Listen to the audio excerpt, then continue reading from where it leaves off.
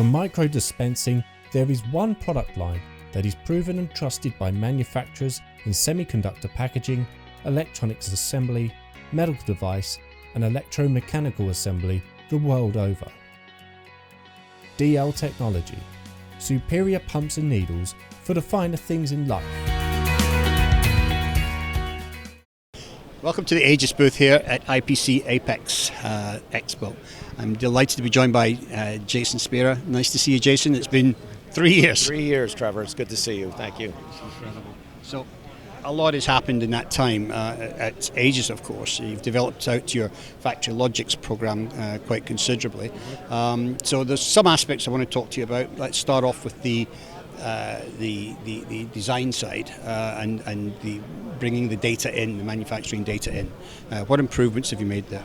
It's a big improvement that was driven by our customers, because our customers don't just build circuit cards, they're all the way through the value chain now, all the way up to, say, the aircraft or the vehicle.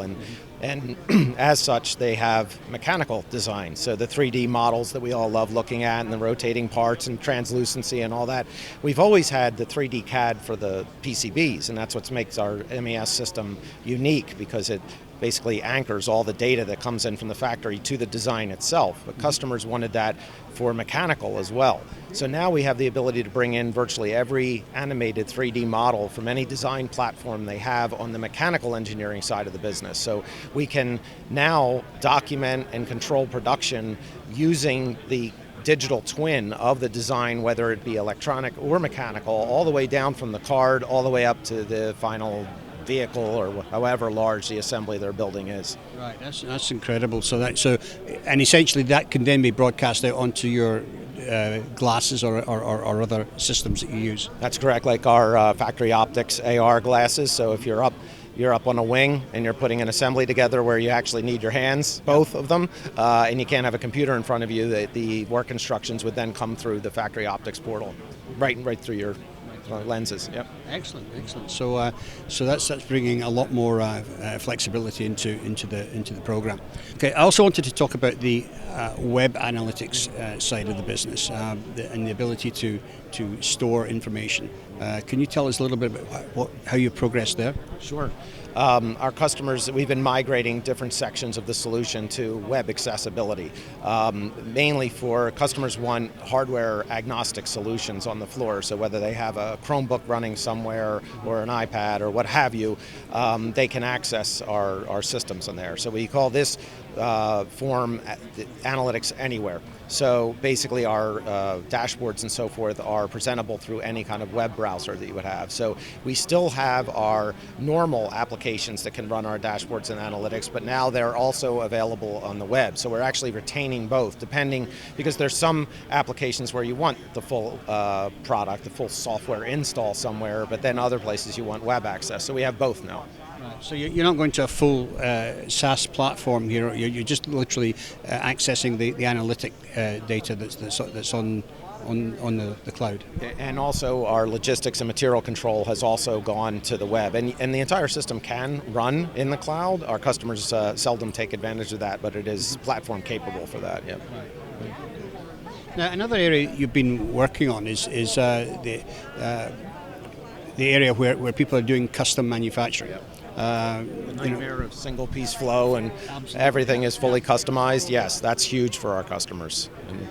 So what changes have you made there? Because you're up to now you've been able to handle standard items and order flow, right. But if somebody comes in with a special request, it can be, rather than going to a manual system, which was very labor intensive, it can be handled automatically within FactoryLogix. Yeah, it's actually, we think it's very exciting for manufacturers who want to offer personalized products, which I think most would if it could be done in a cost-effective manner, and now it can. Because in the past, as you said, the only way to really handle single-piece flow in a situation where the consumer or the end customer of any sort is configuring not just the parts they want, like when you order a Dell laptop or something and you say, I want this memory, that's swapping part numbers in and out. But there's another level of aggravation and production control where you have a situation like building cabinets or where the physical dimension of the parts and their finish, the painting, the fabrics used, whatever it is literally configured down to every minute detail by the customer, and then a single marketing order flies in from the web. Well, the only way that was ever done in the past was huge custom software systems to try to make that so every unit down the line could be built without human intervention. Now it can be done out of the box with FactoryLogix, because you'll see people saying, oh, this solution is low code or no code. Well, it's usually referring to things like, yeah, you don't have to write code to change the route. This is an entire other level of no code. You can literally do personalized manufacturing without any custom code at all. We can take the marketing order from ERP for a fully unique product, and the system will design the route, the process, the work instructions, everything will be automated around it, and no human intervention required, and every unit going down the line is unique. It'll need to have some kind of range or some some reference it can go to. It can't just go completely to any length at once, presumably.